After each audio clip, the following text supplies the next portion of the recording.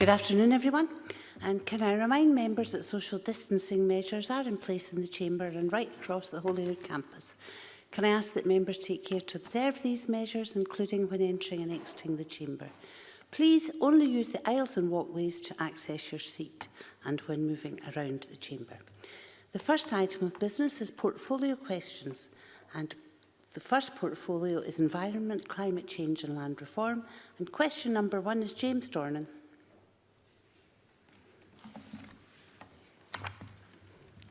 Perhaps.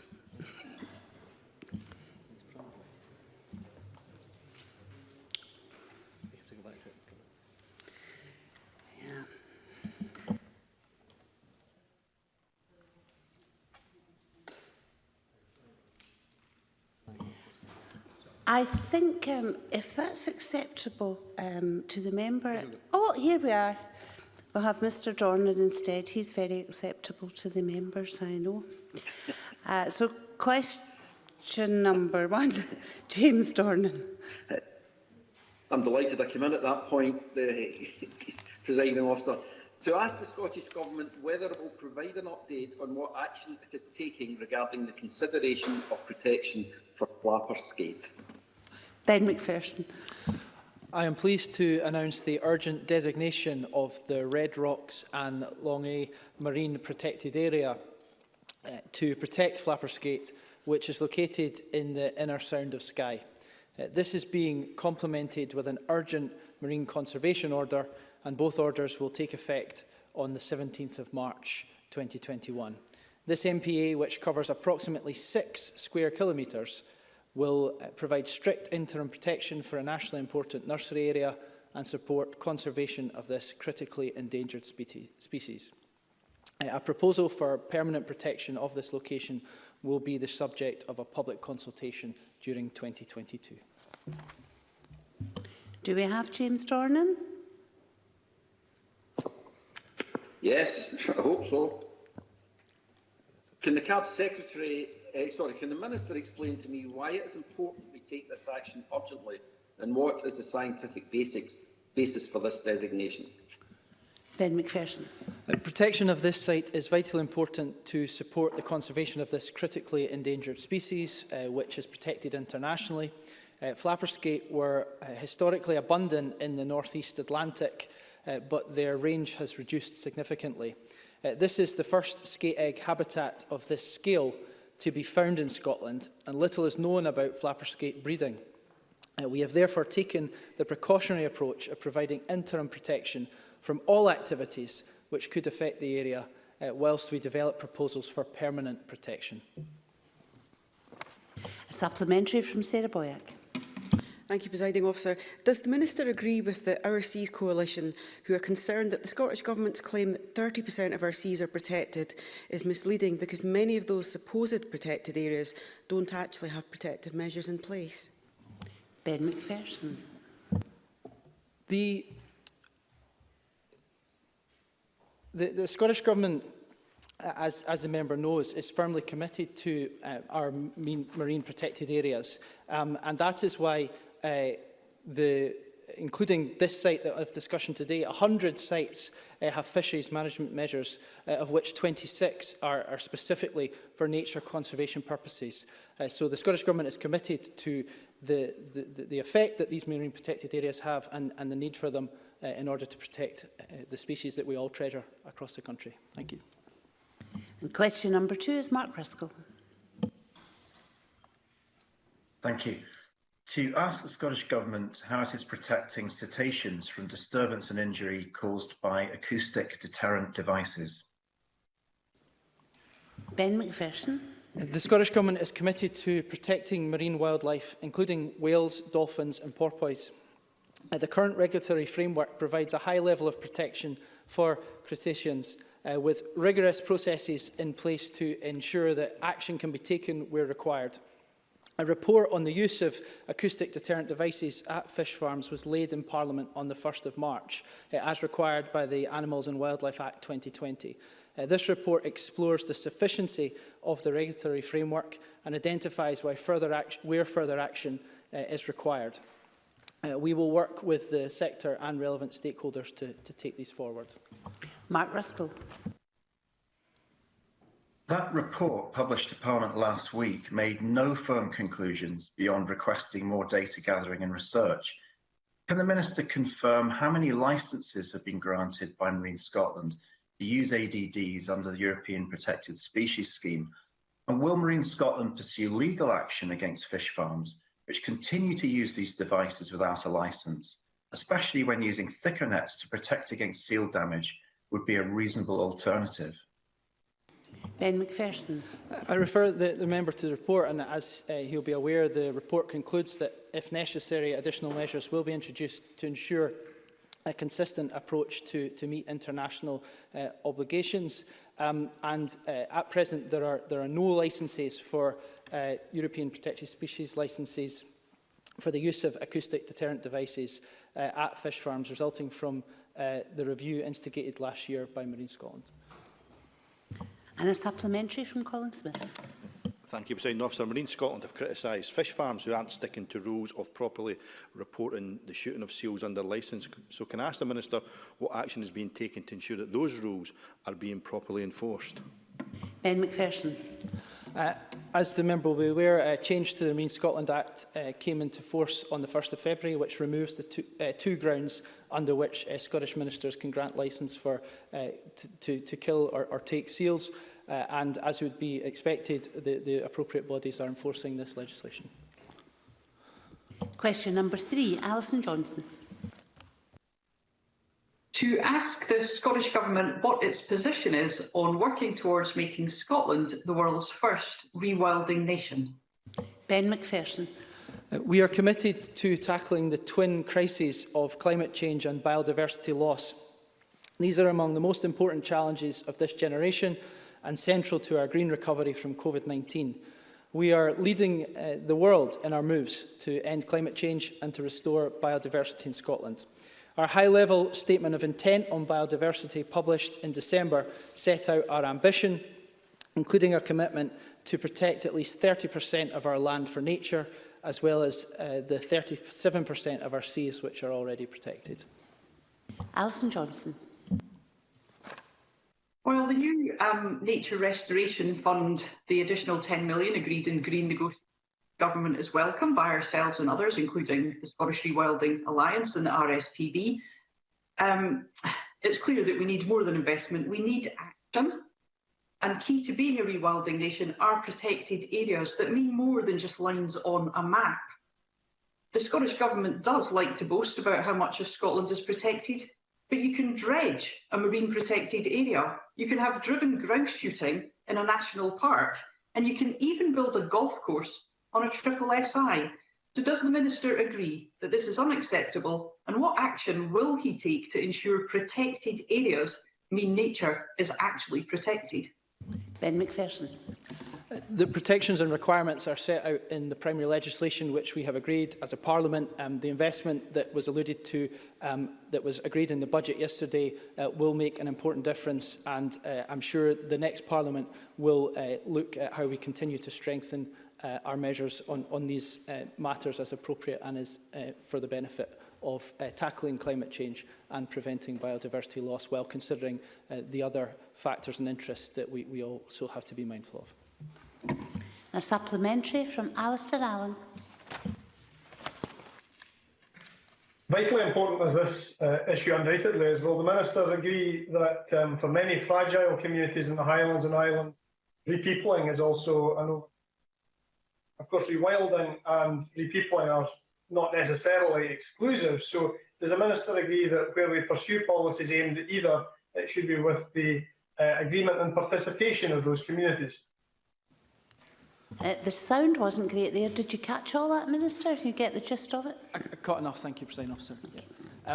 I'm grateful to Alistair Allen for highlighting the importance of our local communities, and I very much agree with him, and also as a previous migration minister.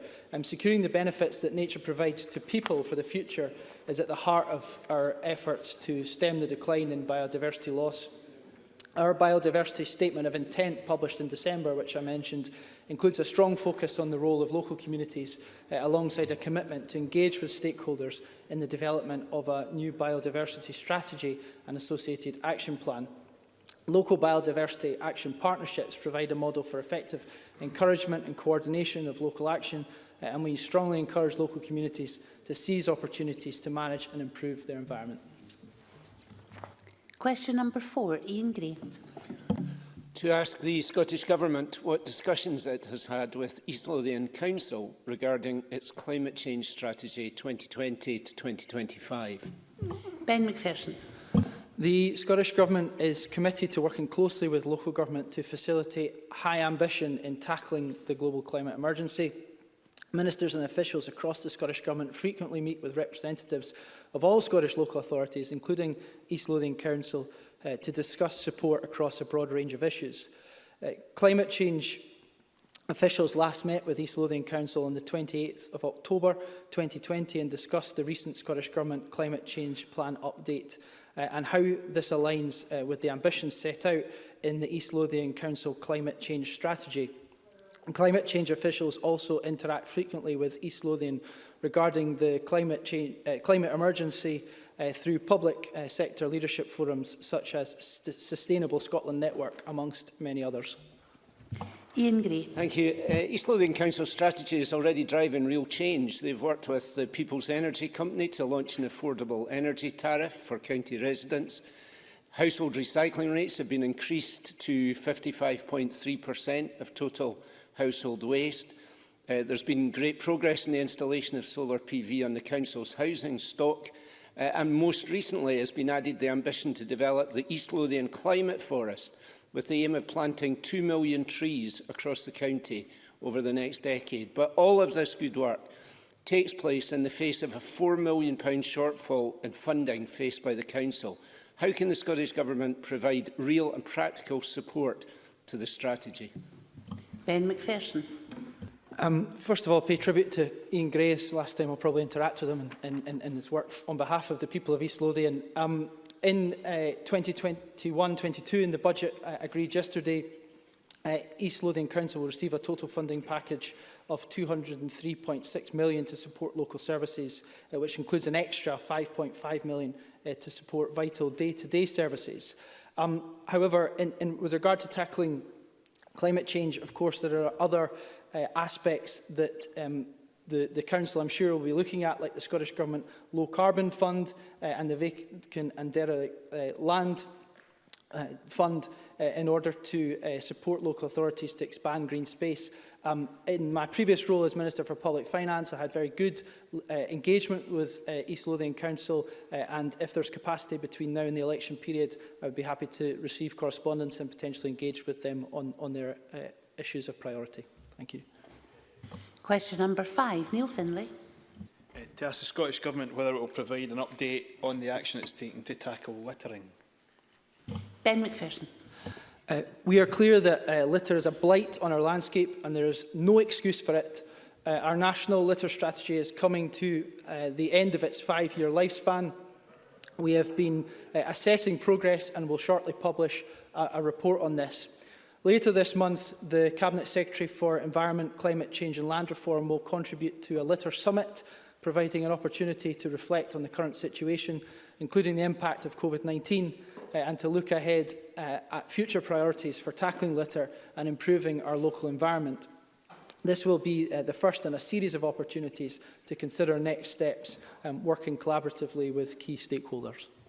Neil Findlay. I'm glad the Minister agrees that it's a blight, because if you look in every town and city and country lane, you can see the levels of litter that have grown hugely since lockdown. And isn't it clear that councils are simply unable to cope with this under the current budget settlement and year-on-year cuts to their budget? So will the Minister make the case for giving councils back the cash to deal with this blight in our communities? Ben Macpherson. So cleaning up litter costs public bodies £53 million a year, which is clearly money that could be better spent on other services. Local authorities, as Neil Findlay referred to, are responsible for and best placed to make decisions on the prioritisation of local waste services and responding to litter at local levels. And there are also some innovative ways in which local councils have engaged in creating their own responses. For example, Perth and Kinross Council creating a small fund to support local landowners to clean up fly tipping. How we tackle littering and fly tipping is a collective endeavour. It's going to require a collective response, and Scottish Government is very much engaged with local authorities and other partners on how we continue to tackle these issues together. And of course, it's important to emphasise that all of us as MSPs have a role to play in this. And I'm sure, and again, I pay tribute to his public service in his remaining weeks. Neil Findlay will be part of that collective effort to encourage people to stop littering and to move towards a Scotland where we reduce littering significantly collectively and achieve that together. Supplementary, Liz Smith. Thank you. Minister, is it not also true that part of the issue about this is about the powers that local authorities have to deal with litter and to deal with fly tipping? Can I ask for an update on whether the Scottish Government is considering making any legislative changes to allow local authorities to have greater powers to intervene? Ben Macpherson. There are no current legislative changes pending in the immediate term. But I'm sure as we continue to work into how we continue to evaluate our strategies in those who are returned in the next Parliament, this will continue to be an area of priority. And a short supplementary, please, from Claudia Beamish. Thank you, Presiding Officer. Can the Minister give any further detail on the deposit return scheme beyond his commitment to commission an independent gateway review? Because this deposit return scheme has already been delayed, as he will know, until July 2022.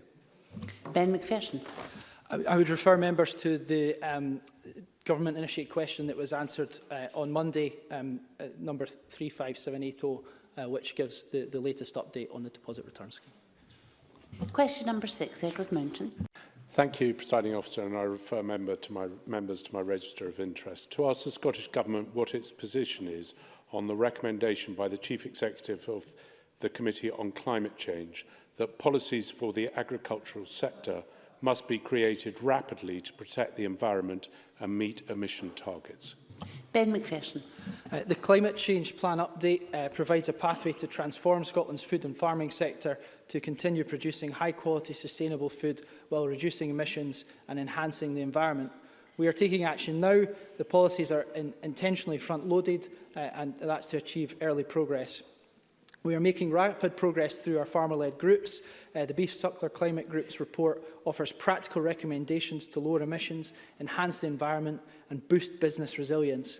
And the programme board is working at pace to consider their implementation. 4 further groups will report in the spring with recommendations for other key farming sectors. Edward Mountain. And I thank the Minister for that answer. Many farmers are not credited with the positive work they do to reduce carbon emissions. Does the Minister agree with me that it's time to carry out baseline surveys, as this would provide a more complete picture of how farmers are part of the solution and not the problem? Ben Macpherson. My understanding is that is part of the recommendations that we have received. Supplementary from Stuart Stevenson. Does the Minister agree that the additional funding of £5 million in the budget deal was very welcome for agri-environment measures? Can he outline other measures in the budget that will support our farmers to adapt their production methods, more sustainable ones in the long term? Ben Macpherson.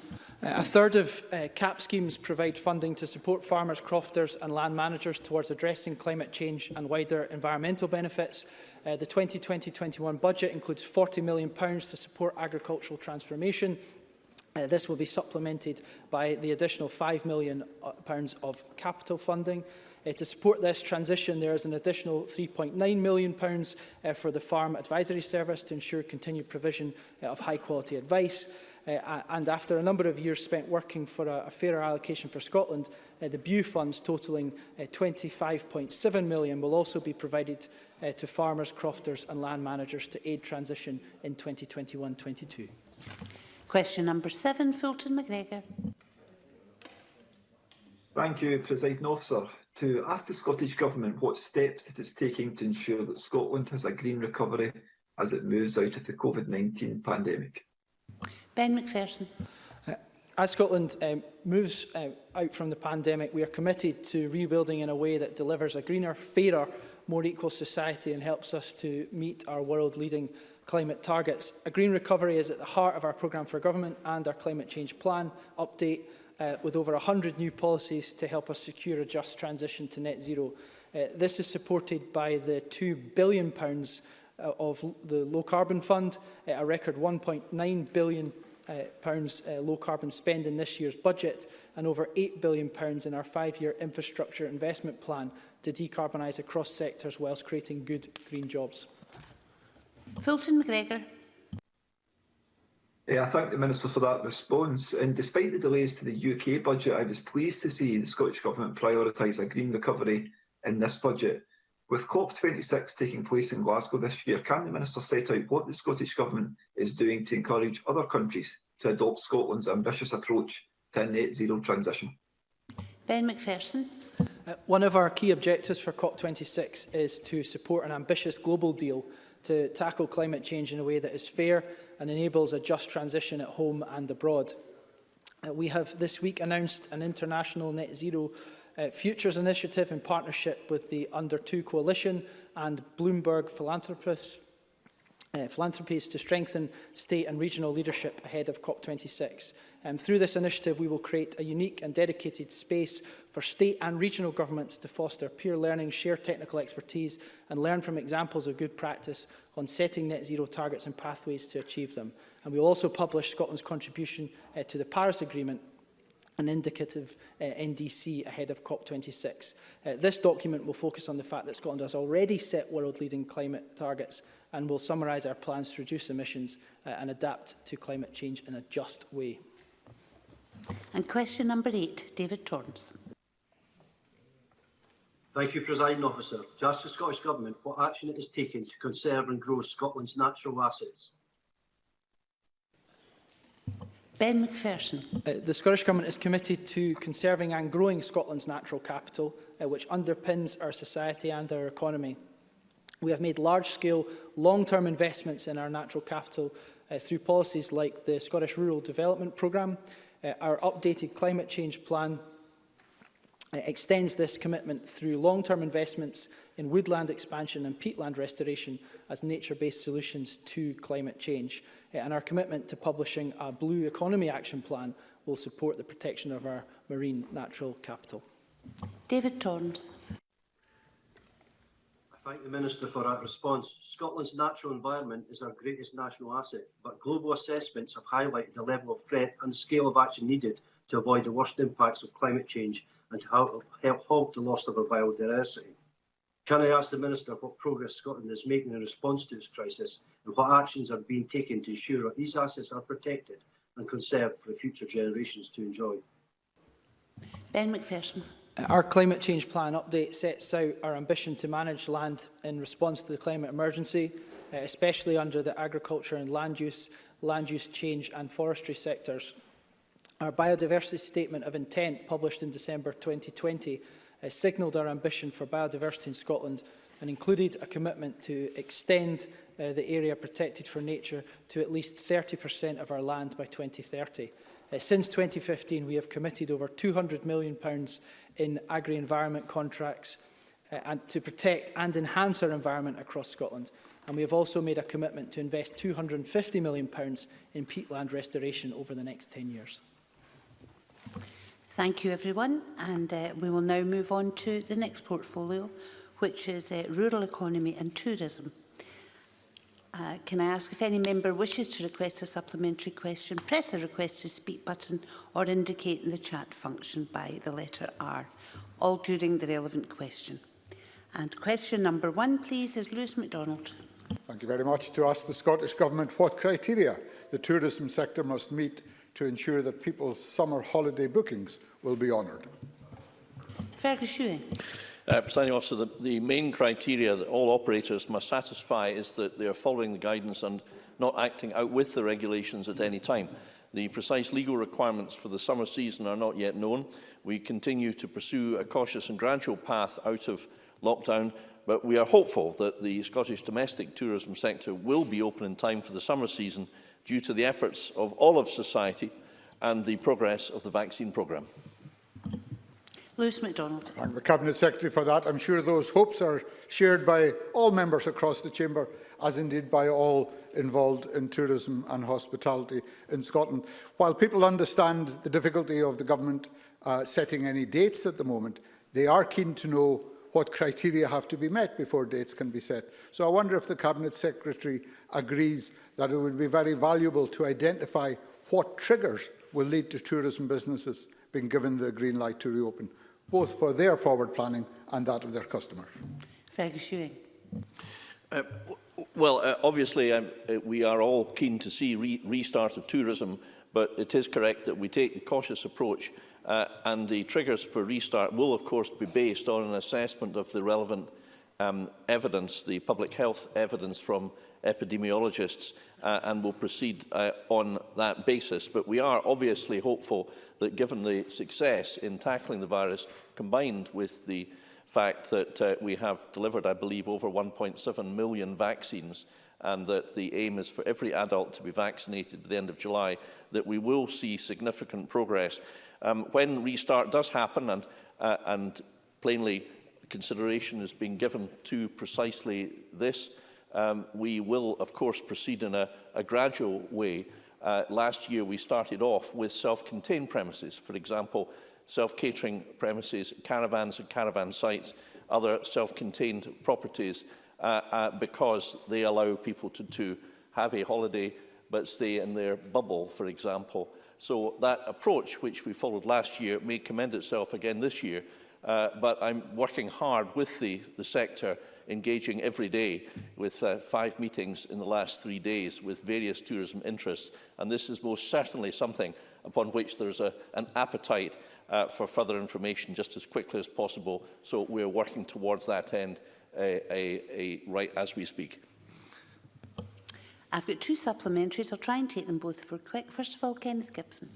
Thank you, Presiding Officer. Cabinet Secretary, will the Scottish Government provide additional support for travel businesses who have been devastated by the current crisis and outline a roadmap for the eventual reopening of the travel industry, given that the travel sector has been the hardest hit service sector in the economy as a result of the COVID-19 pandemic? Fergus Ewing. Well, yes, we have been providing additional financial support, and yes, we do wish to provide as much clarity as possible in relation to a roadmap for the eventual reopening of the sector. I think it's important to say that the tourism sector in Scotland that relies on international travel has been hit hardest of all. And I think I would take this opportunity just to stress how important international inbound travel is. Just this morning, I was speaking to tour operators who stress that people coming to play golf in Scotland, people coming to enjoy our excellent hospitality and food and drink in our fine hotels and restaurants, that they are a vital part of the business, and many businesses in our cities in particular, but also in rural Scotland, are dependent on international inbound a custom from tourists, from visitors, which collectively is worth 2,000, or was worth prior to COVID, £2,000 million. So I just mention this because it's easy to neglect that particular segment of the tourism sector, and I'm delighted to have the chance to put that right now. I'm sorry to others who have requested, but I'm going to have to move on. Question number 2, Liam Kerr. Thank you, Presiding Officer. To ask the Scottish Government what action it will take to support the tourism sector in response to reports that TUI will reduce its flights to Aberdeen Airport. Fergus Ewing. The Government is working with enterprise agencies COSLA, Visit Scotland and the Tourism Alliance through the Scottish Tourism Emergency Response Group to develop a 5-year recovery plan for the tourism sector in Scotland. Short-term measures have already been introduced in terms of £129 million in business support. We expect to announce further measures shortly. TUI's decision to reduce flights to Aberdeen Airport, as reported last month, impacts on the outbound market and Scottish tourists travelling abroad rather than the domestic market. Nevertheless, we recognise the impact this will have on travel agents and airport employees, and will continue to look at what support can be made available. Liam Kerr. I thank the Cabinet Secretary for that answer, but we need to be clear here. TUI announced that it's axing more than half its flights to Aberdeen specifically due to a lack of clarity from the Scottish Government. Now, as the Cabinet Secretary points out, Aberdeen Airport report it will inevitably lead to significant direct job losses unless more support is given to safeguard routes. So what precisely is the Scottish Government doing to support Aberdeen Airport and the North East tourism sector? And does that include a North East and industry-specific recovery plan? Fergus Ewing. Well, you asked about the North East. I mean, I've engaged with tourism interests in the North East from the outset, quite rightly so, including Visit Aberdeenshire's Chief Executive Chris Foy, who was on a call just this week, and I've had numerous engagements with them to inform me about the situation in Aberdeen and Aberdeenshire as well. I understand that BBC reports that TUI hopes to continue to take customers on summer holidays from Aberdeen to locations in Turkey, Corfu and Palma. We will, of course, and we are required to do this, Presiding Officer, and I hope the Tories understand this, but we do have to maintain measures to manage the risk of importation of the virus from areas of high prevalence, including travel restrictions and managed isolation. Have we not learned the risks of importing the virus? We can't discount these risks. We can't discount or ignore these risks. As Tourism Minister, I'm keener than anybody else in this chamber, I think, to see restart. But we have to be sensible about this and listen to the evidence. Question number 3, Stuart McMillan. Thank you, Presiding Officer. To ask the Scottish Government how much financial support in response to the COVID-19 pandemic has been given to hospitality and tourism businesses in Inverclyde. Fergus Ewing. The Government has provided a range of support to businesses in Inverclyde as part of our overall package to mitigate the economic impact of the virus. This includes providing non-domestic rates relief to retail, hospitality and leisure premises worth £8 million in Inverclyde in the current financial year. We have also provided direct grant support to businesses in Inverclyde that have been obliged to close or operate under restrictions.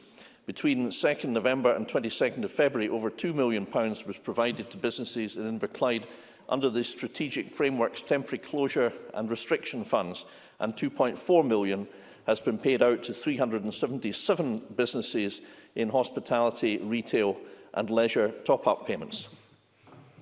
Stuart McMillan. I thank the Cabinet Secretary for that reply, and the financial support provided to hospitality and tourism businesses in my Greenock and Inverclyde constituency is welcome, and I thank the Cabinet Secretary for that. But would the Cabinet Secretary confirm that the applications from the rural parts of my Greenock and Inverclyde constituency can apply for the increased Rural Tourism Infrastructure Fund, and would the Cabinet Secretary consider introducing a Clyde Coast Tourism Fund to help the 4 local authority areas of Inverclyde, Western Bartonshire, North Ayrshire and Argyll and Bute, who have greater tourism potential in addition to local economic challenges? Fergus Ewing. Well, I know Mr McMillan has doggedly and continuously advocated tourism in his patch, and also more widely the marine tourism, as other members have argued robustly for interests in their area. I think were I to promise a fund for every single MSP, I would be going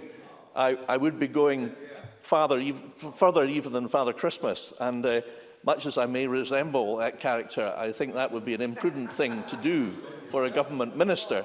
But nonetheless, I can confirm that we had unabated generosity in the budget in respect of the increase from £3 to over £6 million of the Rural Tourism Infrastructure Fund, and I can confirm that this is open for applications from local authorities, a local authority in Mr McMillan's constituency. Supplementary from Neil Findlay. I won't suggest which fantasy character the Cabinet Secretary or the Minister resembles, but he mentioned the fine hotels and restaurants in his answer, his previous answer, and many of those hotels, restaurants and hospitality businesses, including in Inverclyde, have been given substantial amounts of state funding during the COVID lockdown, but far too many are still very bad employers and treat their workers in a very bad way. So what has the Minister been doing to negotiate with them so that when we come back to a more normal situation, that we do not return to staff being exploited? Fergus Ewing. Well, the member knows that the Scottish Government has consistently and rightly advocated the payment of the living wage and fair remuneration and treatment of all employees. That's been a theme and practice of the Scottish Government in this session of Parliament and before, and rightly so. Secondly, obviously, we welcome the fact that the furlough is available to assist businesses in meeting the cost of their staff. However, Mr Finlay may or may not know that the furlough does not actually cover all the costs. It covers around about 80% of the costs. It doesn't cover, for example, national insurance or pension payments, and therefore businesses do have fixed overheads. And, you know, I want these businesses to survive. That's the point of what we're doing. We're trying to provide lifeline support, not to replace all revenue, but to provide lifeline support. And surely, Mr Finlay, it's better that these businesses survive so that their employees have got a job to come back to, and that therefore I would have thought that the support we're providing to these businesses, which I believe is more generous than down south, is support that will directly benefit the employees.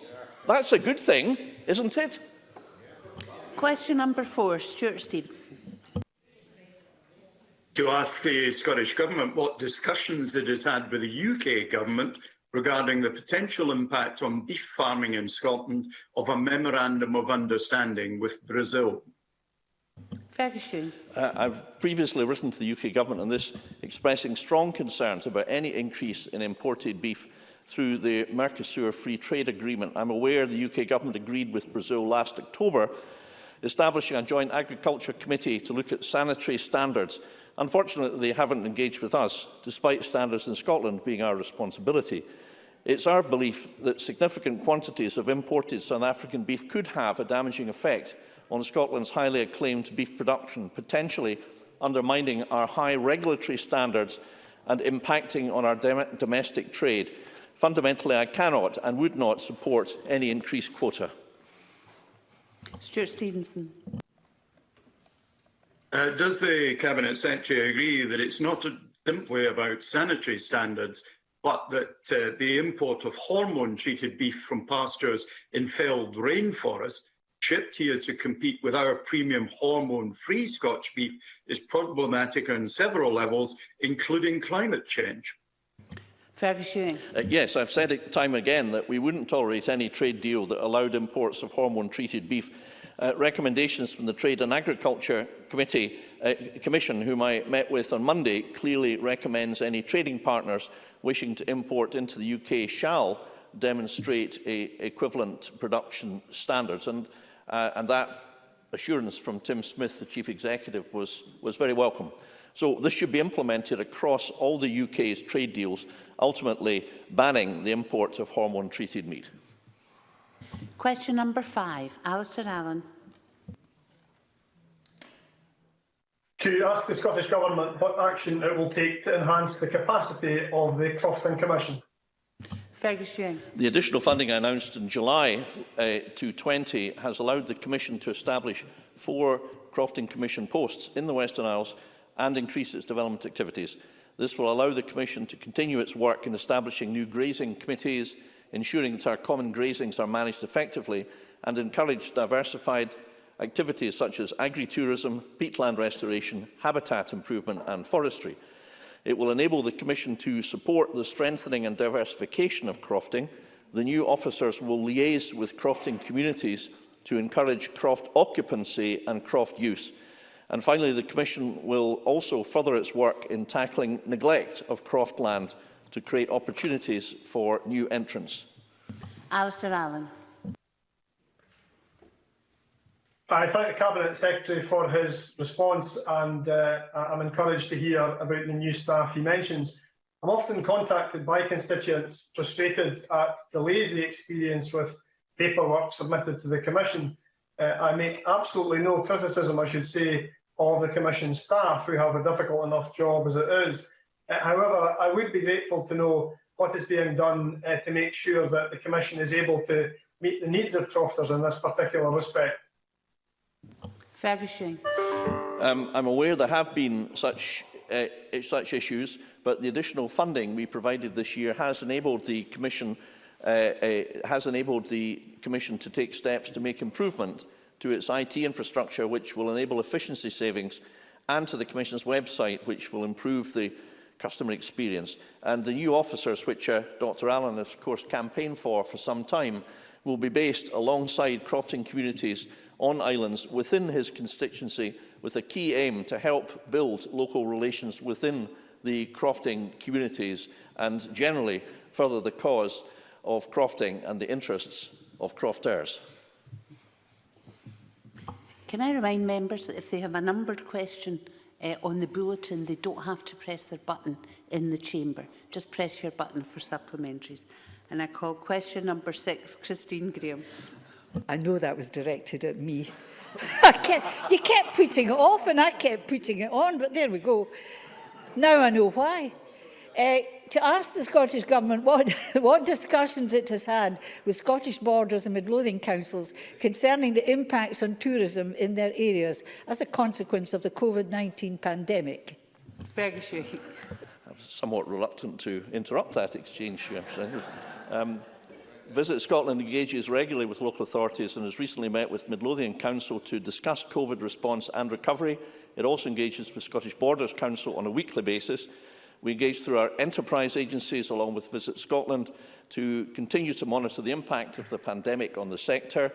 The data will inform the 5-year investment plan, which is currently being developed as part of our response to the Tourism Recovery Task Force recommendations. Christine Graham. I thank the Cabinet Secretary for his response, and as he is aware, my constituency of Midlothian South, Tweedill and Lauderdale covers both local authority areas, and it has many outdoor tourist attractions, for example, horse riding schools, mountain biking and gardens such as Doig Botanical Garden and Kiley, all closed. Will the Cabinet Secretary consider early opening of these outdoor attractions, which are relatively safe? Fergus. Well, yes, of course we are considering all these matters very carefully, and we are aware of the value of participating in outdoor activity, including exercise, and that's a consideration that is obviously relevant to the decisions that have to be taken by the Cabinet overall. So Christine Graham makes a very good point, as well as delivering a sort of brief gazetteer almanac of the attractions in our constituency. And a supplementary from Colin Smith. Thank you, President Officer. The largest market for tourism businesses in the Borders of Midlothian is the rest of the UK, especially the north of England. Now, we've seen in the last year more stringent travel restrictions between Scotland and England than we've had between other parts of Scotland. So can I ask, if the Government continues this approach as we ease out of lockdown, what additional support is the Government going to provide those businesses that, by definition in the south of Scotland, are more adversely affected by those restrictions? Fergus. Well, we do try to treat all businesses with parity of esteem. We try to be consistent in providing lifeline support, and that has been, I think, the correct principle to apply throughout. I think the member makes a very fair point that businesses in the Borders area and in Dumfries and Galloway have a particular reliance on the market in England, of visitors coming from England. That's absolutely understood. In fact, I discussed that this morning in a call with representatives of the Scottish wedding sector, concentrated as of course it is in Gretna, including with Alistair Houston, who made these points very crisply and effectively. So we're acutely aware of the importance of this, and we all wish to see a reopening of the market and welcome again our friends from England, our nearest neighbours, and our good friends from England to continue to enjoy Scottish hospitality and custom just as soon as we can safely do so. Question number 7, Keith Brown. To ask the Scottish Government what action it's taking to boost the tourism sector in the Clackmannanshire and Dunblane constituency. Fergus. We remain focused on immediate business support. We are keen to help as many businesses as possible to reopen viably once conditions allow. Our focus has therefore been on developing and distributing the £129 million tourism support package. Looking to the future, the £15 million Culture, Heritage and Tourism Fund, which has been agreed through the Stirling and Clackmannanshire City deal, will play a key part in recovery. And finally, Visit Scotland is working with Discover Clackmannanshire on their Access Forth Valley Visitor campaign. When the time is right, Visit Scotland will look to promote the region as part of its regular marketing activity. Keith Brown. I thank the Cabinet Secretary for his answer. As you will know, the Stirling and Clackmannanshire region provides a truly world-class offering, with visitors spending over £350 million annually in the local economy. At least that was the case before the pandemic. In addition to what he's already said, can he confirm how the Scottish Government will support development in the sector through the Stirling and Clackmannanshire City deal to ensure it continues to grow and thrive? If he has any more detail, for example, on the culture and tourism elements of that deal. Fergus Ewing. Yes, the Scottish Government is a full partner in the Stirling and Clackmannanshire City Region deal, and we are contributing £45.1 million over 10 years, with additional investment of £5 million over the same time period. And the key tourism project, as I've touched upon, and Mr Brown correctly mentions, will be the £15 million Culture, Tourism and Heritage programme, and this includes key partners such as Visit Scotland and others who will work with the private sector to strengthen the regional economy's tourism offering. So I welcome Mr Brown's consistent lobbying on this particular issue, which obviously is bearing fruit. Question number 8, Jamie Halcrow-Johnson. To ask the Scottish Government what plans it has for the long-term recovery of the tourism sector. Fergus Ewing. Recovery proposals over a 5-year period are currently being developed by the Scottish Tourism Emergency Response Group in consultation with the Tourism Task Force members. Ministers are currently considering 8 short-term proposals and hope to make an announcement on these shortly. Short to medium-term recovery proposals should be developed by May. And we are, of course, already delivering measures through the provision of £129 million in targeted sectoral support schemes and the launch on the Tourism and Hospitality Development Programme through the Scottish Tourism Alliance and the Hospitality Industry Trust. Jamie Halcrow-Johnson. I thank the Cabinet Secretary for that answer. Following the First Minister's commitment on Tuesday to give indications about the reopening of hospitality and tourism, something that those sectors have been hoping for some weeks, I wonder if the Cabinet Secretary can outline what steps his government and its agencies will be taking to market Scotland as a destination for rest of UK travel, given the importance of visitors from the rest of the UK and the success of the UK COVID vaccination programme, and does he agree that some clarity should be provided for the sector on when travel to Scotland will be encouraged again? Fergus Ewing. Well, clarity has been provided through STERG and through our constant engagement with representative bodies in the tourism and hospitality sector. This week so far, I've had 5 meetings with tourism bodies, including 2 with the SDA, the Hotel Management Group, the Scottish Wedding Industry and tour operators, and our engagement with the sector allows us to inform our plans for recovery. But of course, there's no point in spending money in marketing until we are ready to restart. But I can assure the member in conclusion that Visit Scotland have been rightly working for some considerable time on restarting tourism. And I want to emphasise that the market in England, of course, is absolutely essential, and we want to welcome our friends south of the border to come to enjoy Scottish hospitality once again, just as soon as we can safely do so. And a short supplementary, please, from John Scott. Thank you, Deputy Presiding Officer. The First Minister gave me an assurance that she would discuss with you the difficulties and how to overcome them facing the bed and breakfast sector a week or so past. I was just wondering what progress has been made on that, please. Well, I've had welcome engagement with the First Minister on tourism just earlier this week, as it happens in an evening discussion with colleagues. So, yes, this is extremely important. Mr Scott has pursued this before on various occasions, I recognise, quite fairly. I'm very pleased indeed that representatives of the self-catering sector, Fiona Campbell and David Weston of the Bed and Breakfast grouping in Scotland, welcomed our recently announced additional support for premises which do not pay business rates but pay council tax to receive access to the £2,000 per 4 weeks payment under the framework which will be backdated to January. So that additional support, I'm very pleased to say to Mr Scott, has been warmly welcomed by the sector and as Tourism Minister, I'm delighted that that will enable some small accommodation providers who do such a good job for Scotland to be able to survive and make it through to the end of this pandemic. And that concludes portfolio questions, and we'll move on to the next item of business.